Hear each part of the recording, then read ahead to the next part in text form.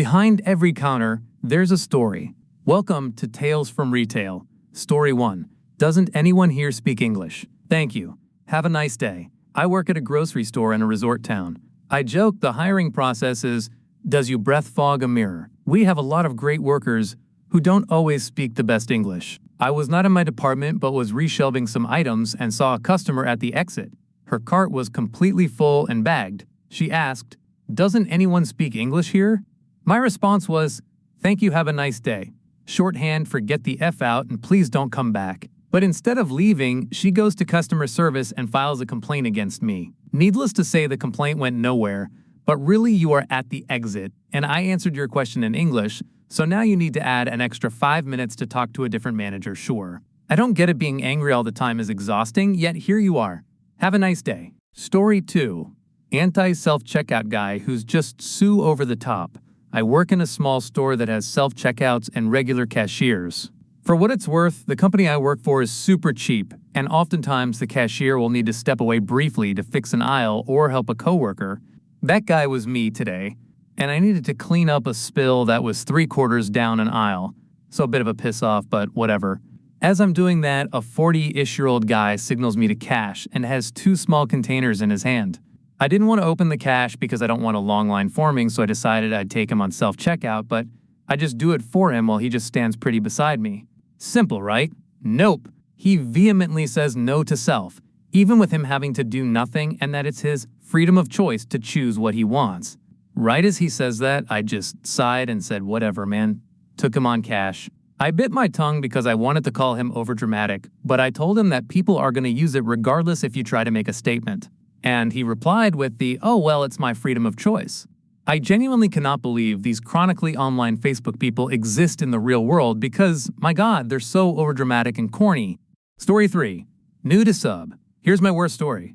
I found this sub and thought I should share the worst customer experience I've ever received because it's somewhat funny to me but also quite serious, and I was also curious if anybody would have any similar experiences. So for context, I work at a locally owned toy store. It's pretty big in my city and well known for being a dope toy store, and this story takes place in December, like a week away from Christmas, so already everybody is extremely on edge, 'cause of how seriously busy it is. Naturally, a toy store during Christmas is wild. I am doing my thing helping customers find toys for the holidays, blah blah whatever. Then this dude, probably age 65 plus, grabbed me by the shoulders and started shaking me aggressively, and yelling at me, asking me about puzzle. Then bro spits in my direction and mutters something in Quebecois and storms out. After all that, my coworkers comforted me about it and said they would kick him out if he came back, but luckily he didn't. And the rest of the day was as normal as a toy store can be. Never normal. Sorry I wrote this weird, but it is nice to vent it out. I would like to know if anybody experienced similar to this, and maybe what I can do in the future when dealing with customers approaching me like this. Knock on wood, I never have to. But you never know in retail. Sorry 4. AskReddit customer got mad at me for something another customer did. Disclaimer. This was about 3 months ago and I'm a self-checkout cashier. So this guy comes up to the self-checkout, scans his stuff, and sees that his item, a pack of 15 grout sponges, is not the right price. Here we go. So I ask him where it was. He says it was in a bin full of these things, and the price listed was lower than what's being shown on the screen. I say, okay, can you go get a picture of the item and the label? C. Can't you call someone to go check the price? Me. No, I can't. He annoyedly walks back there and gets the right product. He happened to pick up the only pack of 15 grout sponges in a display full of packs of 3, something that is very common because of customers leaving stuff where it shouldn't be, and comes back and starts bitching about how he shouldn't. They had to go back and get the item. He then goes to get a soda or something, honestly can't remember what it was, and at that point I was scared that this guy was going to go off on me, and my head cashier walks up to the cash register he was scanning stuff at and clears it because he was gone for quite a while. He comes back, gets pissed off that his cart is empty because he was gone, and he had put his item where many people leave their stuff when they don't want it, and starts going off on me and my head cashier, who was there at the time, about how I should have listened better. He was vague as to what he was going to do with the items, and finally finishes. At this point, I'm scared out of my mind, and honestly pissed off that I couldn't do anything about it, and my head cashier says that she was about to do something like kick him out, but he finished berating me before she could get the chance. So yeah, I hope that guy never shops at my store again. Story 5. the day the decimal point moved over, something that I just remembered from my time as a blue vest cashier. Something went very wrong in the computer system that affected all baked goods. Simply put, when you scanned any baked good, whether it be a regular or self-checkout, the decimal point on the price moved over one space to the right.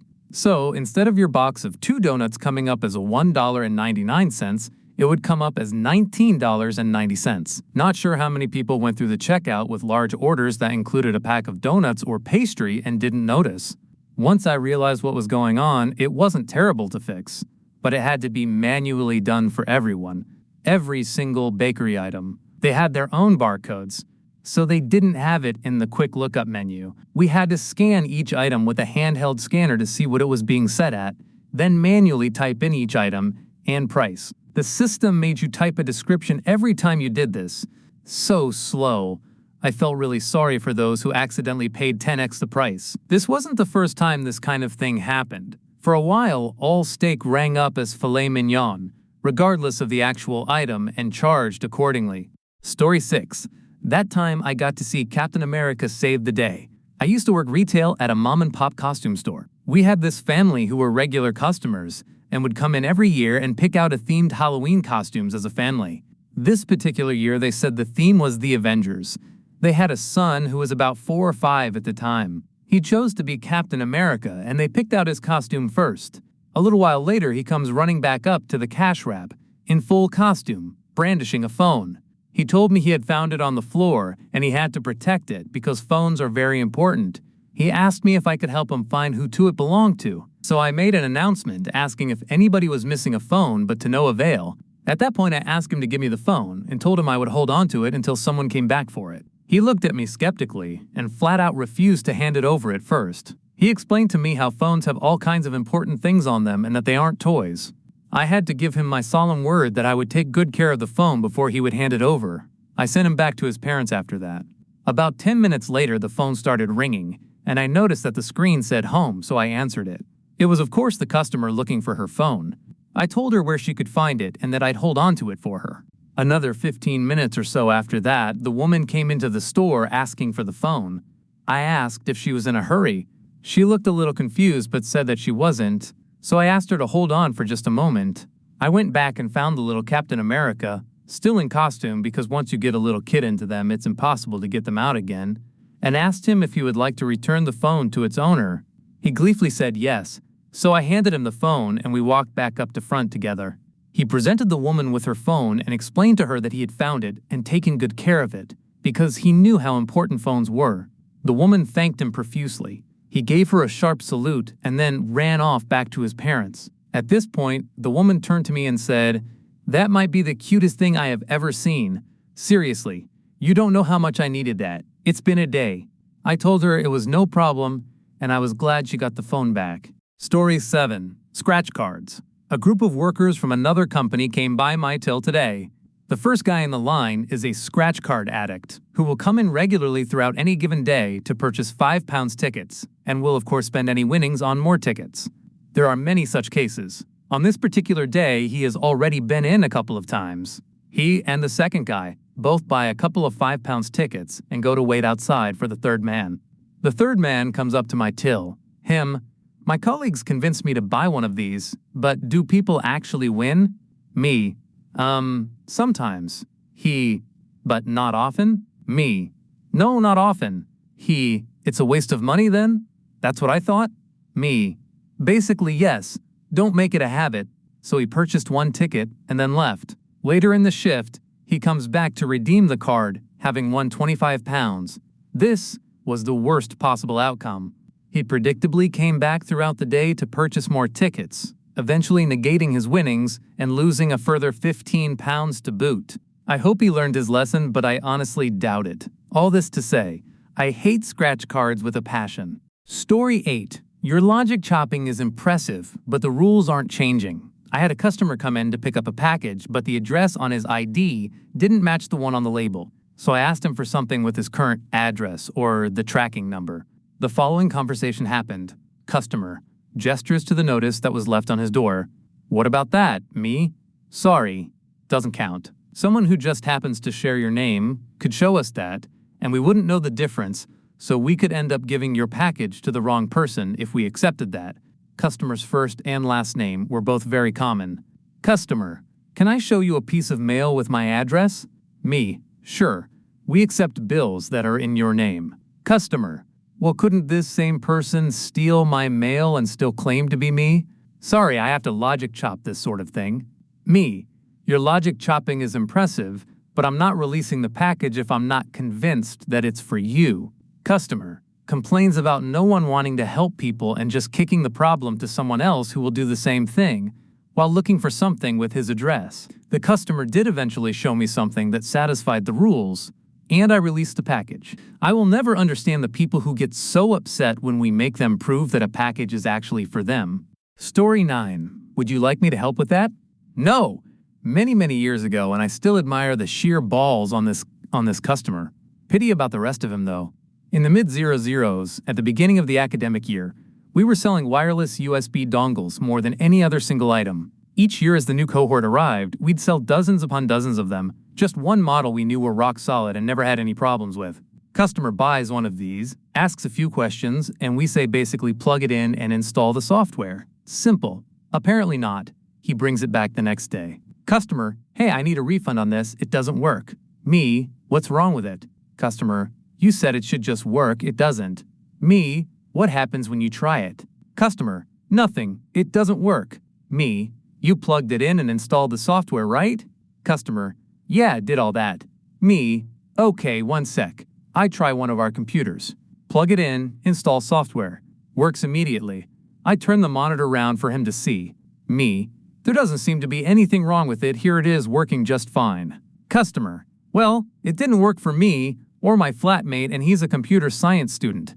Me, okay, well I've demonstrated that this does work. There's no problem with the dongle itself. I point again to the screen showing a good connection. Can you try it again? He's not too happy, but I've shown him the fault isn't with the dongle. Off he goes. Until the next day he's back again. Customer, I've tried it again and it still doesn't work. I want a refund. Me, it does work as you saw. It may be a problem with your computer. If you bring it in, we could have a look. Customer, I'm not hauling my desktop all the way here. Just give me a refund. Me, if it isn't faulty, I can offer you a partial refund. Customer, that's ridiculous. I want a full refund. Me, I've proved the dongle works.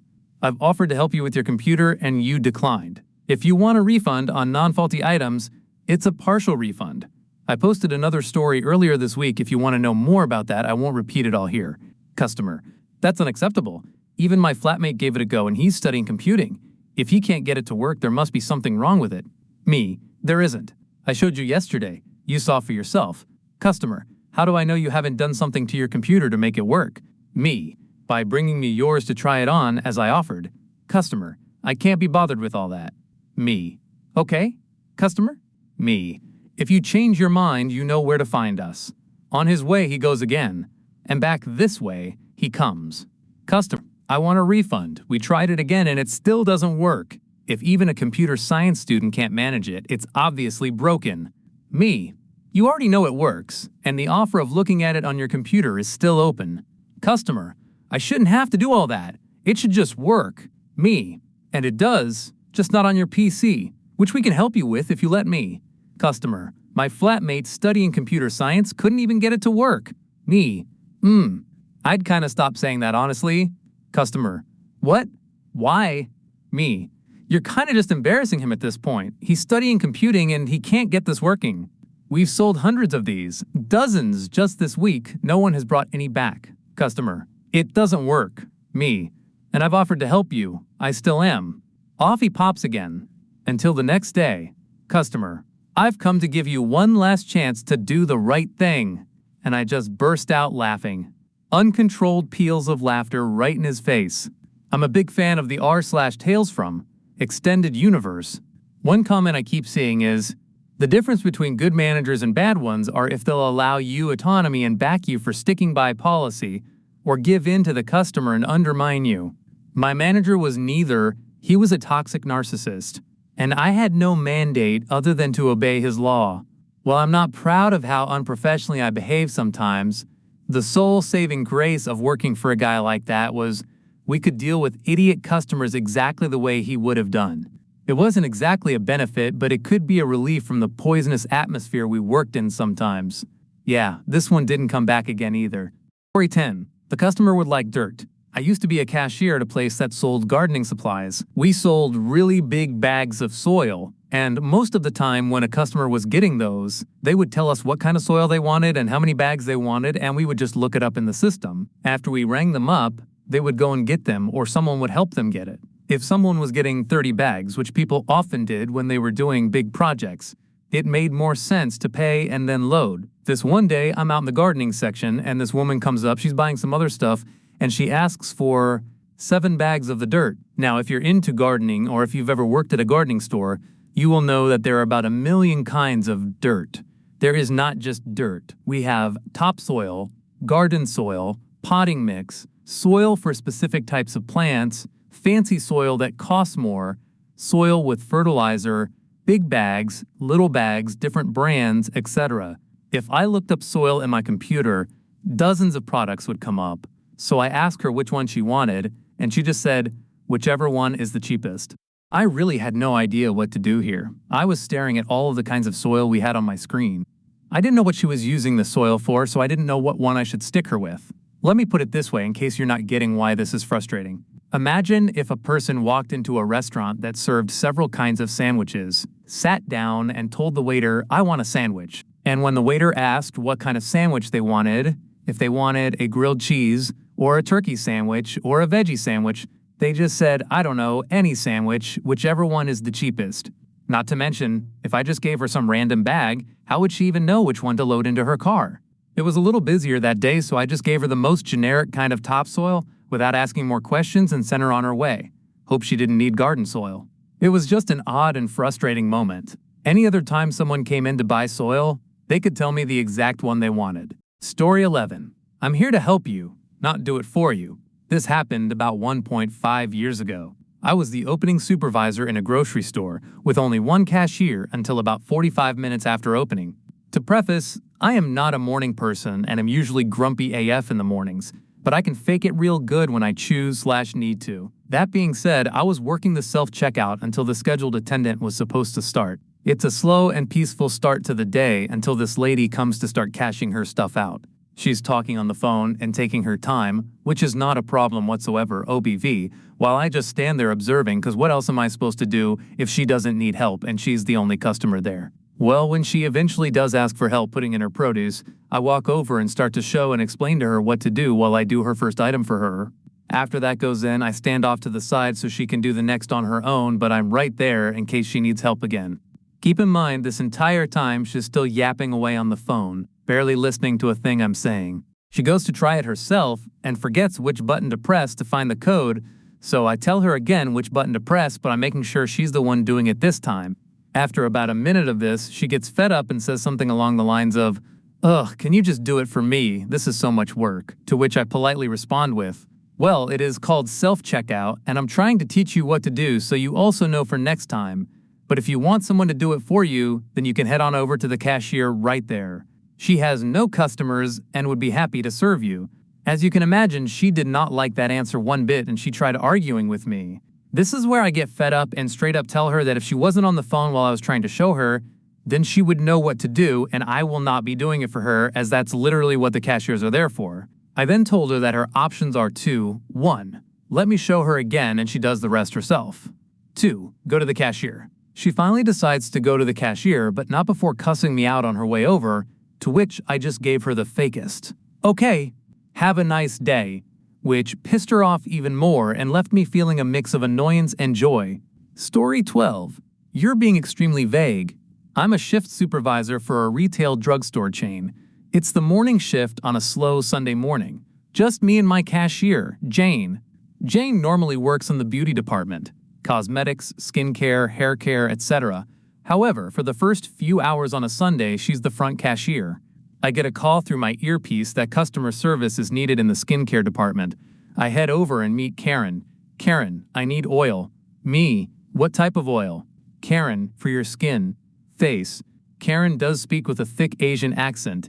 English does not seem to be her main language. Being the child of Asian immigrants, I seem to understand the accent quite well.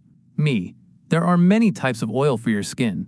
There's vitamin E, coconut, jojoba. Karen, angrily, it was right here, pointing to a specific spot on the shelf, when I bought it from you before. Why isn't that girl coming over here to help me? Looking over, Jane is ringing up a customer with several customers in line.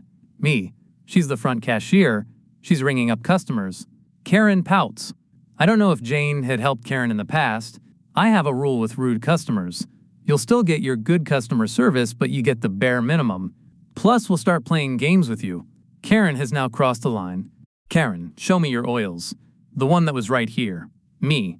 Knowing the answer is no with my customer service smile. Do you know the name of brand? Or how the box looked? Do you have the old bottle? I can easily look it up if I have the brand or old bottle. Karen, just short of a rage. You're useless. Just show me all your face oils. I walk Karen down the aisle, showing her all the vitamin E oils. I take her back to the beginning of the aisle and begin to show her all the coconut oils. Karen, raging. Just show me the section where all the face oils are. Me, ma'am. The skincare products are sectioned my brand, not type. Several brands make facial oils. Karen, you're useless. Karen picks up several of the oils I showed her and heads up to the front where Jane rings here up. Jane later asks me what happened. I tell Jane what happened. Jane tells me while she was ringing Karen up, Karen went into a rant that Jane could only partially understand. Something about Jane not helping her to why did we change the shelf spot of the product she likes. Jane and I share a laugh, joking that we're not mind readers and get back to work. Story 13. No, I was actually going to go home. This story still makes me shake my head. I used to be a cake decorator. I was right in the middle of icing different cakes for my display, during the middle of my shift. A woman walks up and asks about my cakes, which one was which, and so on. I direct her to my bunker and she goes to look around and tell her to call me if she needs any help. I continue icing my cakes and then the following conversation started. W, woman. M, me W, standing next to my bunker in the middle of the floor holding a cake. Could you write on this for me? M turns to look at her. Yay, sure thing. Looking at her, waiting for her to bring the cake to the counter. W, could you do it now? No, I was actually just going to go home and end my shift for the day. It's not an annoying or bad story, but it still makes me question what she thought I was doing their icing cakes for. Did she think I wasn't going to help her? I know I wasn't mean or anything, I was just helping a customer like I always did. I was just confused as hell by that question. Story 14. Wedding flowers. In a rich area of town, a bride ordered $3,000 worth of flowers from a grocery chain. I watched the workers work overnight, and even call in help from other locations to help get this order done on time. It was a prepaid order, and everything looked so beautiful. The team goes and delivers it to her venue. Now mind you, it's a grocery store. The team had to use their personal vehicle. It took many trips. It gets delivered to her venue, and the team lead tells the venue they need to be refrigerated. Well, the venue said no because they were setting up for the event now. The wedding was in the morning the next day. We don't know what happened to the flowers after that, but the bride calls in the next day, hysterical, stating we ruined her whole day because the flowers died. Flowers do not die in one day, not even a day overnight. She ended up dragging it out, with no photo proof, and was refunded the full amount back. We were all shocked. Now several years later, I wonder if that couple is still married or not. Story 15. A retail warden? I currently work as a self-checkout cashier in a chain store. One night, I was helping a middle-aged couple when they were having difficulty using the produce menu. Their interactions with me were pleasant, but a remark they made about one of my fellow cashiers, let's call her Shelley, caught me off guard. They said that she was mean, and bizarrely, that she should be working in a prison. Those words verbatim. Shelley is a relatively new coworker, but in the time I've worked with her, I've known her to be one of the most pleasant and easygoing people in my department. So to say I was flabbergasted to hear that was an understatement. I just gave a non-committal "oh, I see" response and finished helping them. After they left, I went and told Shelley what they said about her, and she was just as surprised as I was. She had assisted them in purchasing some cigarettes a few minutes prior to me helping them with the produce menu, and she couldn't figure out what went down in their interactions that would make them say that about her. I was about 2 feet away from them for most of that interaction too, and Shelley was nothing but her usual sweet self. A little later, she and I and another coworker who Shelley told it to came to the conclusion that the customers must have been salty about the fact that they had to get ID'd for the cigarettes. We get a lot of complaints about it, but it's literally store policy, and Shelley was perfectly polite about it. But apparently to them, upholding a store policy that inconveniences them makes her the store's answer to a warden. Story 16. Lady argues with me for not catching thief. For context, I'm a 21M who works at a gas station that puts pictures of thieves on the door. Basically our wall of shame to try and deter people from stealing. It doesn't work. We currently have a picture of some guy on the door who stole sunglasses a while ago, with the caption, "Thief, please help identify," written above his picture. This lady, we'll call her Karen, who's around 40, comes into the store and up to my register with her energy drinks. Karen, so somebody robbed you? Me, not robbed, just stole. Karen, you didn't try to go after him? At this point, she's already getting upset at me, and I'm just baffled. Me, no, I'm not going to risk my life over sunglasses. Apparently, this is not what she wanted to hear. Cause this set her off. Karen, oh, so you just let people come in here and steal whatever they want and you do nothing about it. What are you going to do? Put their picture on the door and hope they come back. She also said something about someone being able to come in with a gun and rob me at gunpoint and how I would just give them the cash without a struggle. Me, no. We file a police report. Regardless, it's not legal for me to... Lady proceeds to cut me off. Karen, I can't believe you just allow people to come into your store and steal whatever they want and you do nothing about it. Keep in mind, I'm a college student getting paid $14 an hour, and by no means do I own this place. Me, ma'am, I don't own this store, I'm just a cashier. Karen, yes you do, I can't believe you just allow people to do this. At this point, I just want to get this woman's transaction over and have her GTFO. Me, just hit, I'm done, on the screen. This lady proceeds to not listen to me and press every other button on the keypad, but not the giant I'm done button on the screen. Karen, I hit everything and it's not working. Me, yes, because you didn't hit I'm done on the screen. Finally, she understood and hit the button. As she's leaving, she says, I'm not trying to argue with you, I just think it's F up that you allow people to do that. Then she storms out. My manager came out of the bathroom at the beginning of this and was listening to the whole thing. We both just looked at each other completely baffled by this lady. Morale of the story. Every cashier should become Batman and put their lives on the line to stop crime. Edit. I forgot to mention the fact I wasn't even working when the theft occurred. Even if I wanted to do something, I couldn't have. Story 17. I have gazed into the eyes of a customer who brought 46 coupons and survived. I have seen true darkness. It came to my register in the form of a middle-aged customer clutching a wad of coupons thick enough to alter the Earth's gravitational field. At first, I was naive. They unloaded their cart, innocently enough, while keeping one hand firmly gripped on the stack, a silent promise that the real battle had yet to begin. Then they spoke. I have some coupons. The air shifted. The lights flickered. A distant manager's walkie crackled ominously. I scanned the first one. The system hesitated.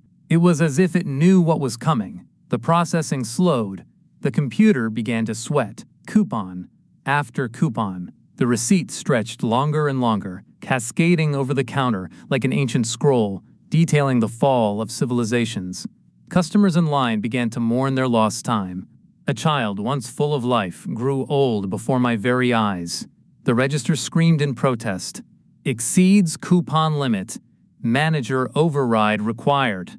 The manager appeared from nowhere. They did not speak. They only nodded. They had been through this before.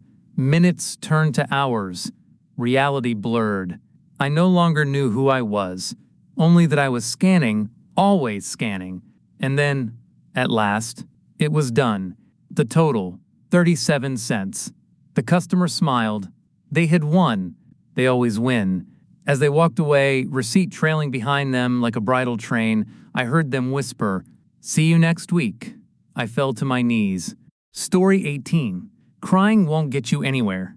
I work for a small chain grocery store. By some miracle, they've managed to keep egg prices somewhat reasonable. But it's limited to 1 dozen per customer. I'm checking out a customer and notice she has 4 dozen in her cart.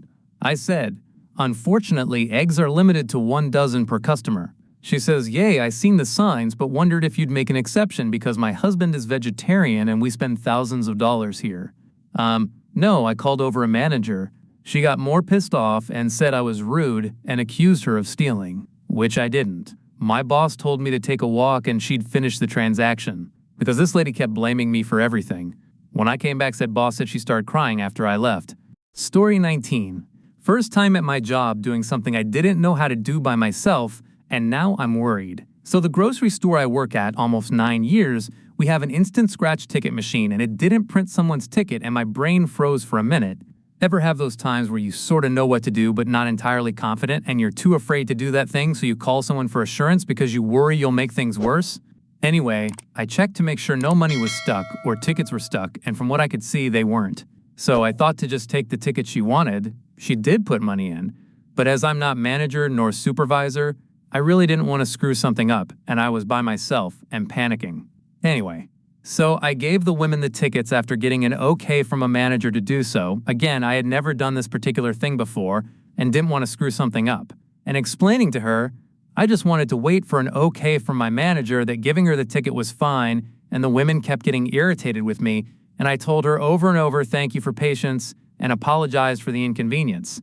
Anyway, I gave her her tickets and she grabbed them out of my hand and walked out the door, after I apologized multiple times for the inconvenience.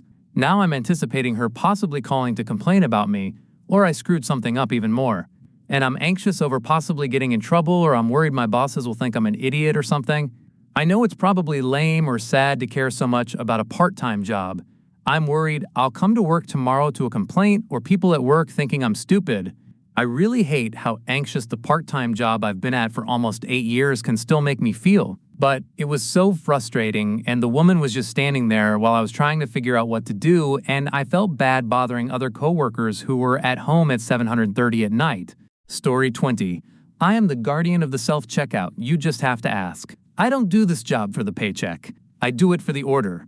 The precision. The sacred bond between a customer and their self-checkout station. But some of you just don't respect the process. I saw you, standing there, helpless, staring at the screen like it betrayed you. Item not recognized. And what did you do? You just stood there, silently, like a coward. You could have asked for me. I was right here, feet planted, eyes scanning the floor like an eagle, waiting for my moment. But no, you fumbled with the barcode, jabbing at the touchscreen, sweating as if this was your burden to bear alone. And then, only then, when the machine gave up on you, did you finally glance at me? I could feel your shame. I approached, swift, professional. Did you need help? I asked, voice calm but firm. And you muttered, yeah, I guess it just didn't scan. You guess? Let me tell you something. Potatoes have feelings too. And that barcode? That's not just a sticker, that's a contract. If the machine didn't scan it, you should have turned to me immediately. But you waited. You let it escalate. And now? Now I have to tap my sacred code on the screen, override the system, and restore balance. All while you stand there like you just discovered grocery stores exist. But I don't hold grudges. I am here. I am always here. Next time, just ask me sooner. I live for this.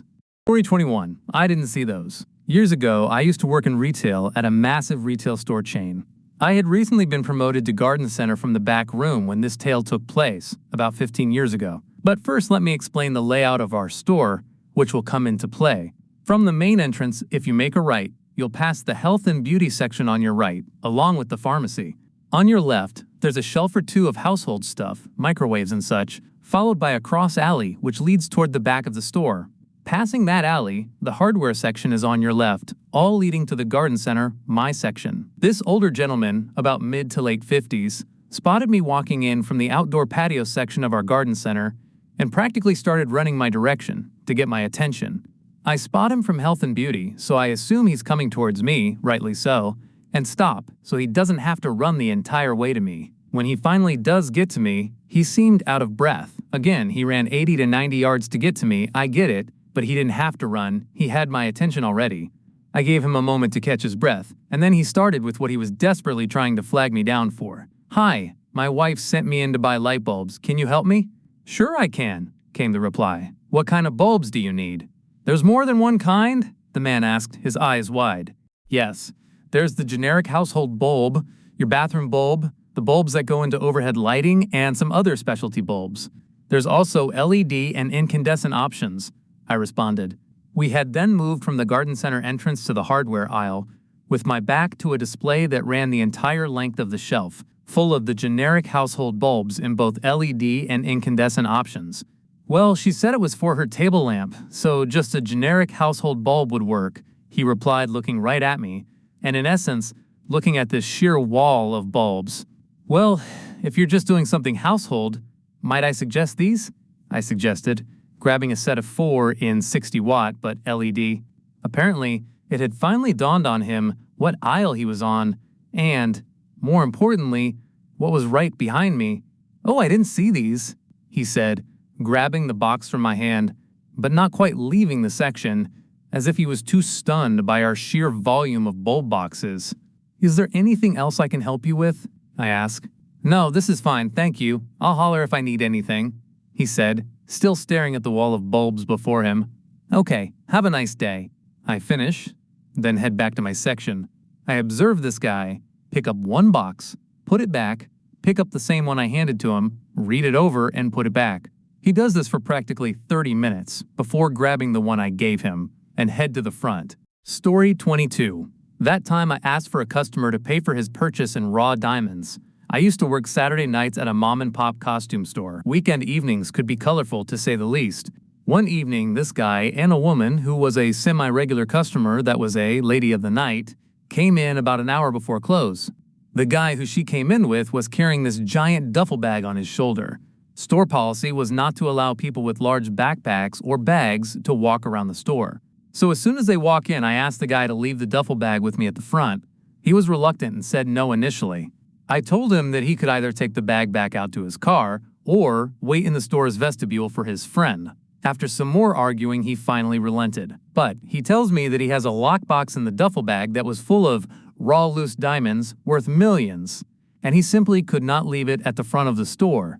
The lockbox was smallish and was really no bigger than a woman's purse. I told him it was fine to carry that as long as he didn't open it in the store. He finally left the big bag with me while he browsed. After going on for about 35 minutes about what an important person he was, he eventually goes to our jewelry case. He tells me he wants to buy something pretty for his friend. I showed him some of our higher-end jewelry, which he immediately moved away from and went for a tray of $3 to $12 rings. After deciding that one of the $12 rings is too much, he selects a nice $6 ring. Finally, about 15 minutes before close, his friend was done shopping and had found something to his liking. The total for the purchase, including the ring, was somewhere in the neighborhood of $65, at which point an argument started. The two of them went back and forth for a little while, until finally I got sick of standing there and piped in with, "Don't you have a case full of loose diamonds? Surely this isn't too much for you. I could take payment in diamonds." At which point he stormed out of the store. The whole thing was anticlimactic, since he had to come back in to get his duffel bag. At which point I asked him if he still wanted the stuff I had rung up at the register. He flipped me off and left. Strangely enough, this was actually the last time I saw this woman when I was on shift. I seemed to have an unfortunate tendency of spoiling things for her, mostly due to my inability to keep my mouth shut when these arguments would happen at the register. Story 23. 2 brazen encounters at the deli counter. As I think back on my time working in the grocery store's deli/hot bar section, I remember there were 2 times I had to get authorities involved. I figured I'd better tell those stories too. The first one is super short, so I can put them both here. They also happened within a day or two of each other, though I don't remember which happened first. Because the deli is a service counter and not self-serve, loss prevention usually didn't have to worry about us. But there were at least 2 occasions they did while I was there. 1. So had a customer come in late after the deli was closed and we had taken down the machines for cleaning. It was company policy that if we had just closed but not cleaned or taken apart the slicers yet, we could serve customers who ran in last minute. Unfortunately, while it was a rare occurrence, 1 or 2 people thought that meant they could get meat all the way up until the main store closed at 11 p.m., even though the deli closed at 9. Enter balding middle-aged guy in flannels. He came in about 9:45 p.m. one night just as I'd finished dismantling the last slicer and put the parts in a sink full of suds. He wanted 1/2 a pound of salt and pepper roast beef sliced. I told him we were closed and he said, "But you're supposed to be able to still cut it after closing." I told him that only applied if we had functioning slicers, which we didn't at the moment. The other girl on closing duty with me suggested he look to see if we had any in our pre-sliced display. Every day we cut several 1/2-pound bags of our best sellers and put them in said display to save time. He did, but we were out. This man, without another word, took a swing at my colleague. He didn't come close to hitting her because she and I both had a nasty gut feeling about this guy from the moment he walked up and had stepped well back. He then proceeded to storm around the store making a mess. He didn't yell or scream or cuss, just started destroying our store systematically. He had a shopping basket instead of a cart and was swinging it at displays and shelves and knocking stuff down. We called loss prevention and they called the cops, who carted him off. The most bizarre thing was, after that incident, a rival store made a point of advertising that they didn't close their deli until their whole store was closed. Though as they closed their whole store at 10 p.m., it wasn't really much of a difference. I actually had an employee from said rival store, when she heard this story from me, heavily imply it was our fault because we were giving poor customer service by closing the deli before the rest of the store. 2. For context, at the far end of the deli/hot bar counter, the store I worked at also had a fresh sandwich station, where we would have some meat we cut fresh that morning, bread fresh out of the bakery department's oven, and various sub-toppings. Customers would order a sandwich and we'd make it, bag it, and hand it over the counter to them. This was time-consuming, and we sometimes would get big crowds at lunch, especially after a highway underpass started being constructed right near our store. To make things a bit more complicated, we had a rotating sub-of-the-day special throughout the week. For instance, Sunday would be turkey, Monday would be ham, Tuesday any single meat 6-inch with purchase of bag of chips, etc. The way we would make sure the customer got a discount when they took their sandwich to the cashier was to put the sandwich in a sub-of-the-day bag instead of the normal bag. The barcodes were different. Enter entitled young customer bedecked in jewelry and a spotless white business suit who came in during a lunch rush. Said blinged-out lady had a steadily growing queue of disgruntled construction dudes and ladies piling up behind her because she absolutely would not take her sandwich and go. I had put it in a deluxe sub bag and she adamantly wanted the sub of the day bag, even though she had knowingly made edits to the sandwich that increased the price. She was literally huffing and rolling her eyes because I wouldn't give her way. My store's general manager was a penny pincher, and under no circumstances were we to put anything extra on a sandwich without putting it in a deluxe sub bag, i.e., more expensive than even a normal sub. The menu even said, subs of the day can have items removed from them, but not added. And this wasn't a question of a little extra lettuce or olives. The lady had added full servings of salami and beef to her ham sandwich and still wanted me to put it in a sub-of-the-day bag and not charge her for the extra meat. It ain't happening, lady, I'm sorry. Finally, she stopped complaining and stormed off, much to the relief of the impatient line behind her. I had worked my way through a couple more orders when blinged-out lady suddenly rematerialized and, while looking me dead in the eye, reached over the counter into the deli area and snatched a discount sandwich bag before booking it towards the other end of the store. At the time, the bag racks were kept close to the glass, which wasn't super tall, and she had long, skinny arms and just barely managed to reach. Now, usually something this small price-wise doesn't warrant loss prevention, but the lady reached into a sanitized area and contaminated it. It meant I had to throw out and restock that whole rack of bags, and that wasn't going to fly. The customer I was serving saw what blinged-out lady had done and was as flabbergasted as I was. She gave me gracious permission to run to the deli phone and call loss prevention. I wasn't there for the showdown, but I heard afterwards that my deli manager, who had stepped out to get some stuff off of a supply truck that had just come in, got word of what happened and was not happy. He told loss prevention he'd take care of it, then went over to self-checkout personally and stood with the attendant. When blinged-out lady arrived with her shopping cart, she had the stolen sandwich bag on her sandwich overtopping the other one. Like you could obviously see it was double bagged. My manager basically blocked her way to the scanner and said, nope, scan the right bag or give us back the sandwich. My deli manager was ex-military and took no nonsense, and I think blinged-out lady must have sensed that. Reportedly, she complied immediately and shuffled out without looking at or speaking to anyone, like a little kid caught being naughty. Afterwards, we moved the bag rack to a different spot far from the prep area, and though it was massively inconvenient, we didn't have that particular trouble ever again. Edit for clarity. The price difference on deluxe sandwiches versus sub of the day was only about $3, maybe $4. In most cases, loss prevention was not going to get involved over an amount that small. The reason they, and my deli manager decided they were going to make sure the lady paid full price for her sandwich was because we had to throw away about $35 worth of bags on her account, and also she had just been really obnoxious to us. Also, she had massively held up the line. This caused several people to leave the line without buying a sandwich, which in turn also lost us money. Story 24. The ceiling was collapsing in around us. Hi!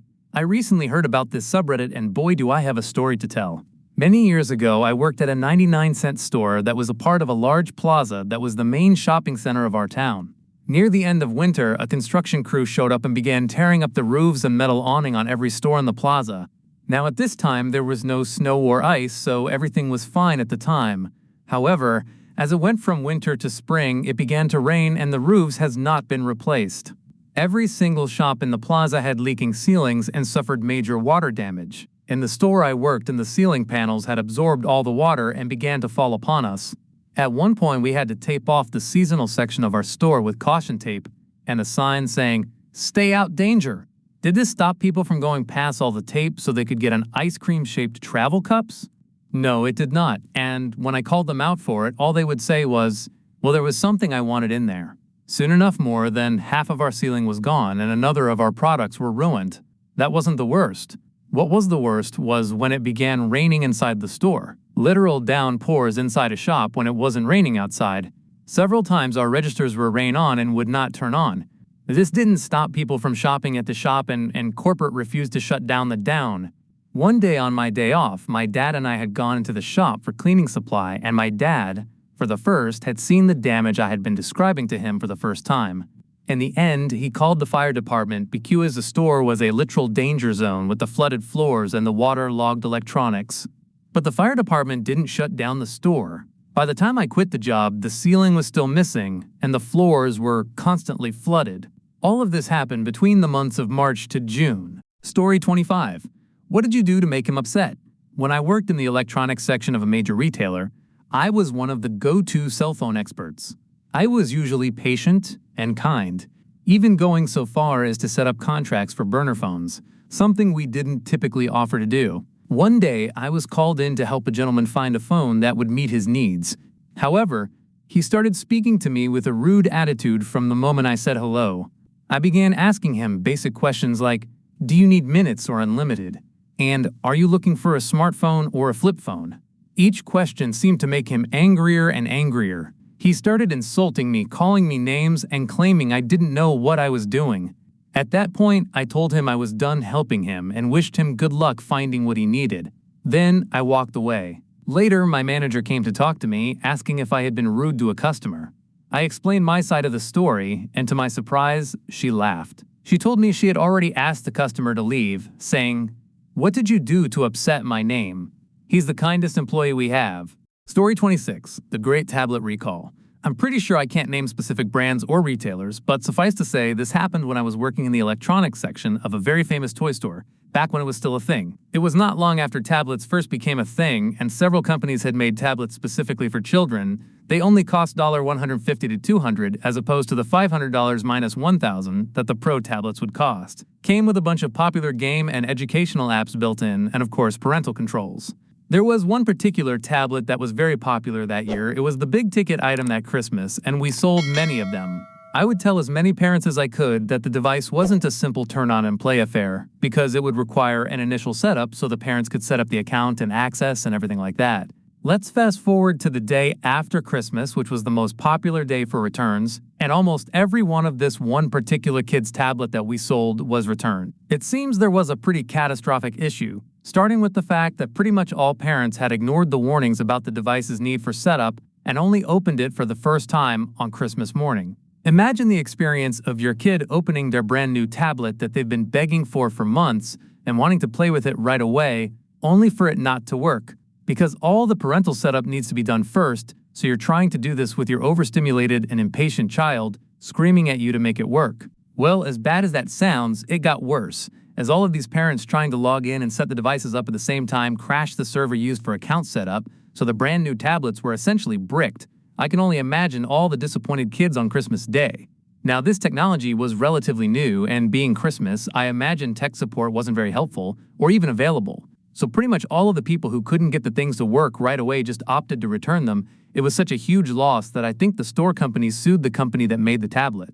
The company did made one more tablet named 2, the next year, but by then the brand was poisoned and very few of them actually sold.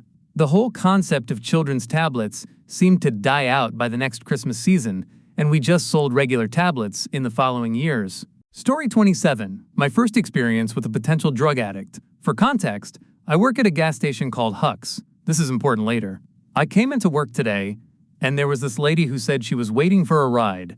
Hours pass, and I am doing my job like normal, and the whole time this lady is sitting down talking on the phone. I got up to vacuum the rugs, and she came up to me and asked me a question. I didn't quite hear her correctly and thought I heard her say the word partying. I asked her, "Did you say partying?" She got mad at me and walked away. A while later, I was sweeping the floor. I walked past her and I heard her say these exact words.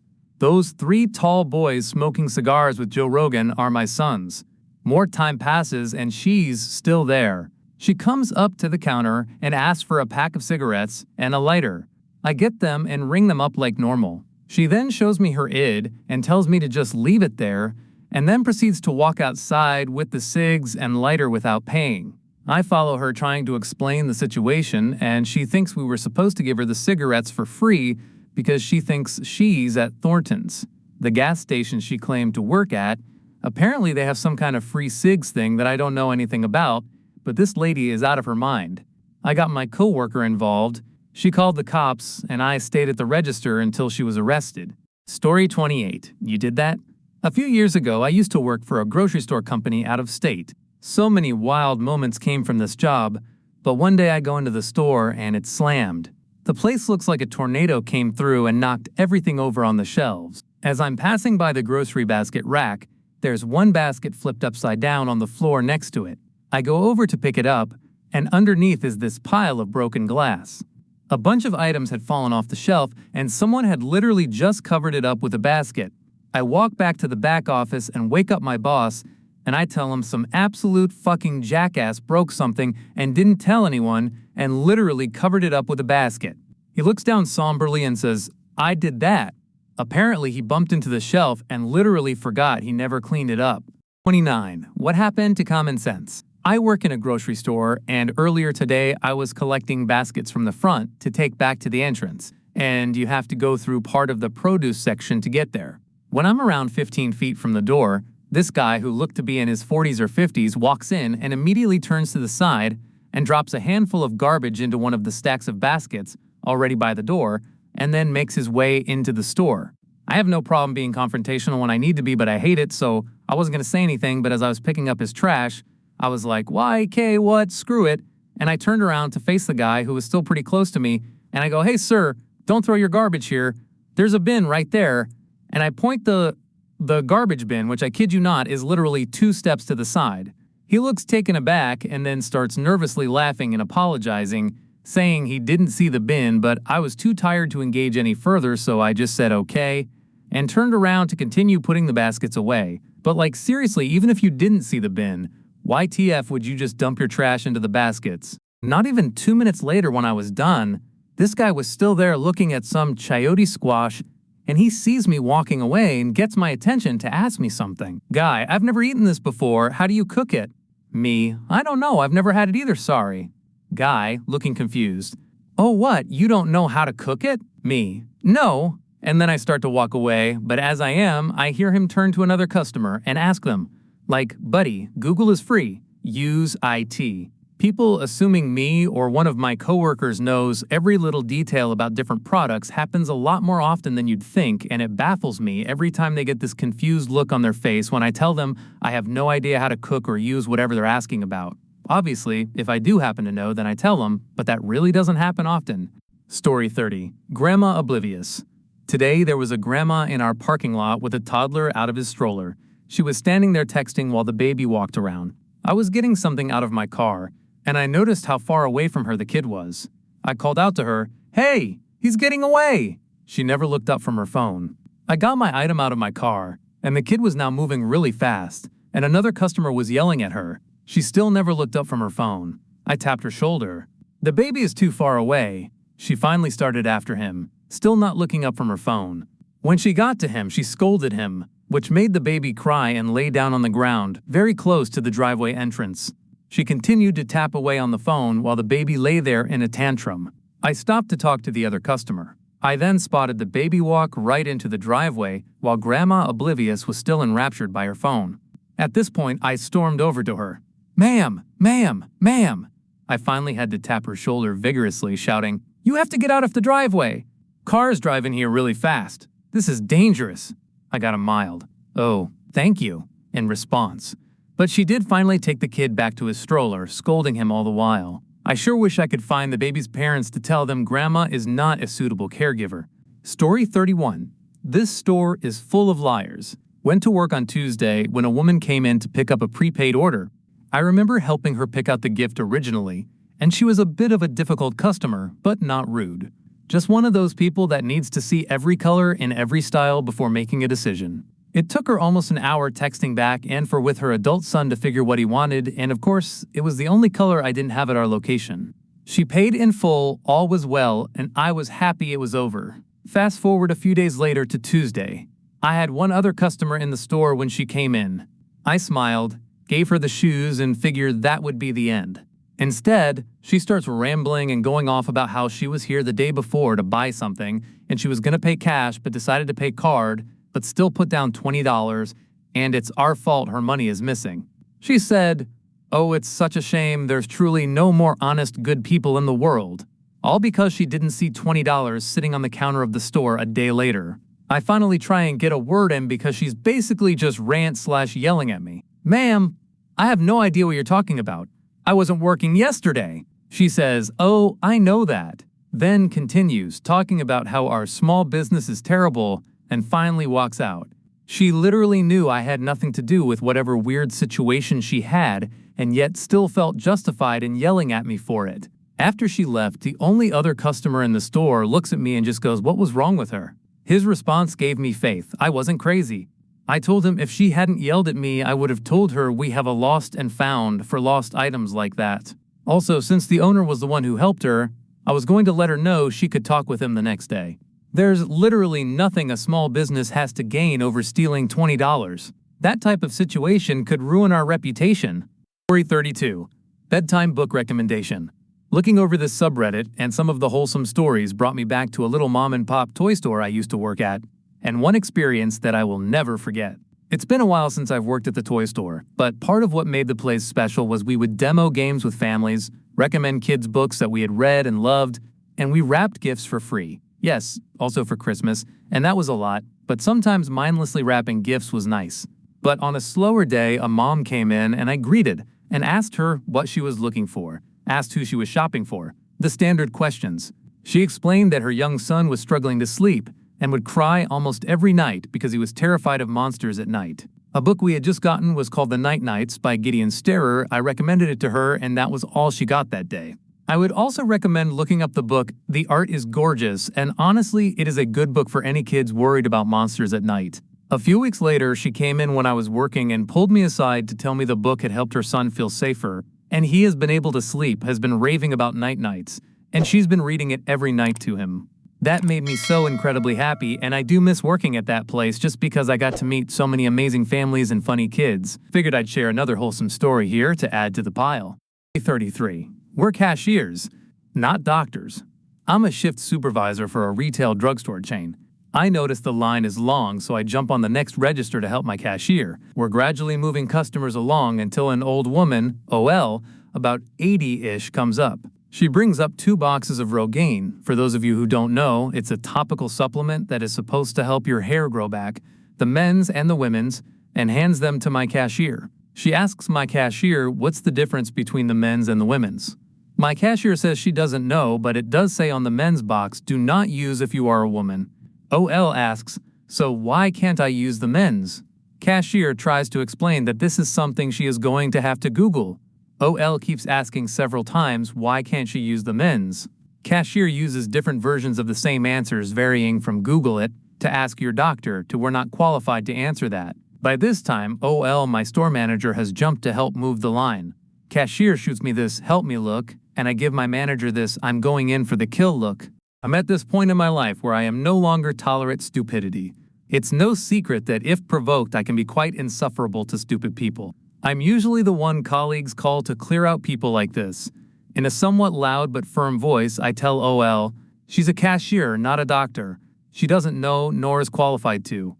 You need to either talk to a dermatologist or your doctor to know the difference. You are holding up the line. Either make a choice or leave.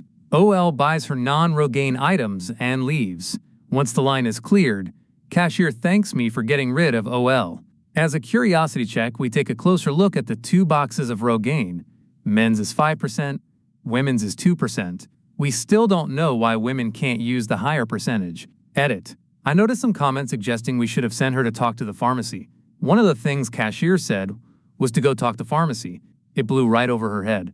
OL was asking the same question for about 5 minutes. Got your own retail horror story? Drop it in the comments and don't forget to subscribe.